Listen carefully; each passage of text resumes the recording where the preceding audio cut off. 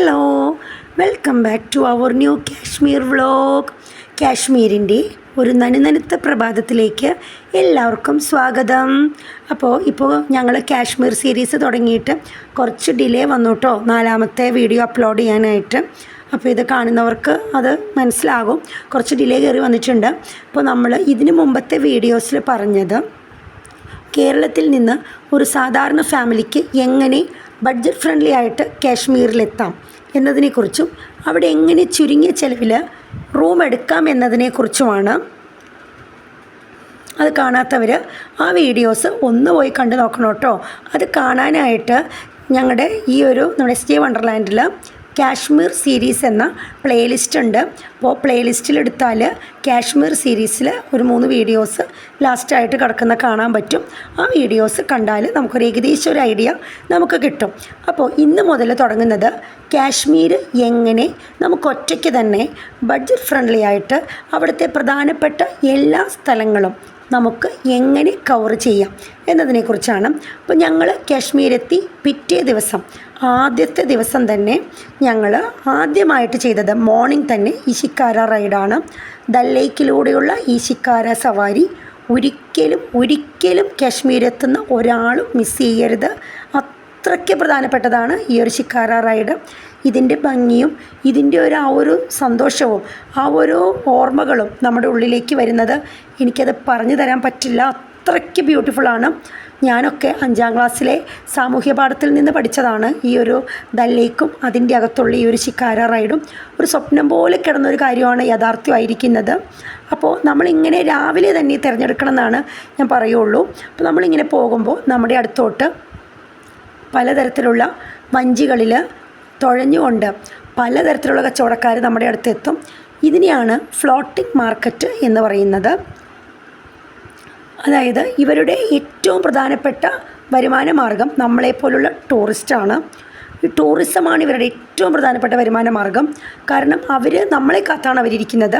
ഈ കാണുന്ന ചെറിയ വഞ്ചികളിലെല്ലാം നമ്മുടെ അടുത്തോട്ട് പലതരത്തിലുള്ള അവരുടെ സാധനങ്ങളുമായിട്ട് അവർ നമ്മളെ സമീപിക്കും.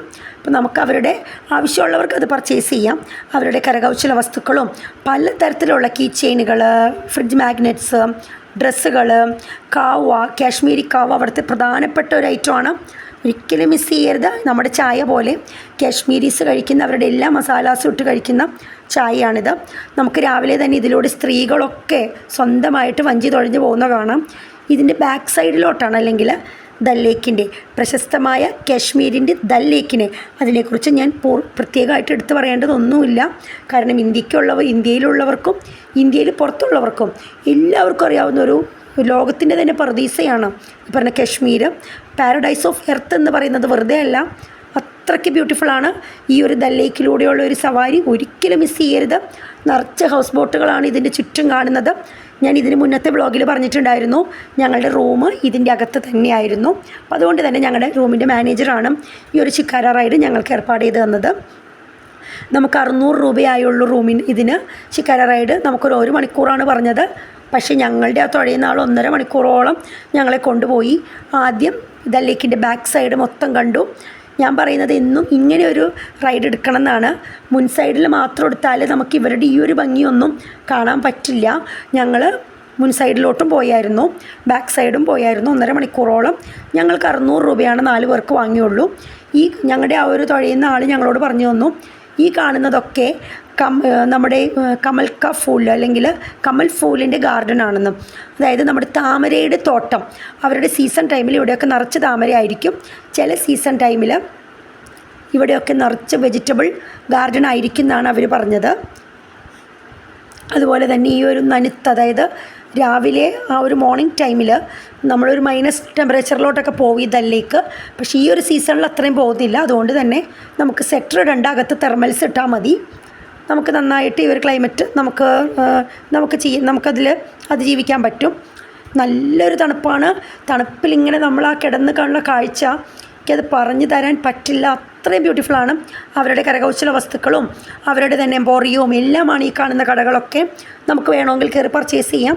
ഞങ്ങൾ കുറേ ഷോപ്പിലൊക്കെ കയറി, പക്ഷെ ഭയങ്കര റേറ്റായിരുന്നു. അപ്പോൾ അതുകൊണ്ട് ഞങ്ങൾ എല്ലാം കണ്ടിച്ച് പോന്നു. പിന്നെ ഞങ്ങൾ കുറച്ച് ഷോളുകൾ എടുക്കാനായിട്ട് ഒരു ഷോപ്പിൽ നിർത്തി, അതാണ് ആ കണ്ടത്. അതിൻ്റെയൊക്കെ വീഡിയോ പിന്നാലെ വരുന്നുണ്ട്. അപ്പോൾ ഞങ്ങൾ അവിടുത്തെ ഏറ്റവും പ്രധാനപ്പെട്ട ഒന്നാണ് പഷ്മീന ഷോള്. അവിടുത്തെ ഒരു ചെമ്മരിയാടിൻ്റെ രോമം കൊണ്ട് ഉണ്ടാക്കുന്നതാണ്. വളരെ സോഫ്റ്റ് ആയിരിക്കും. അതിൻ്റെ ഒറിജിനലിന് വലിയ വിലയാണ്.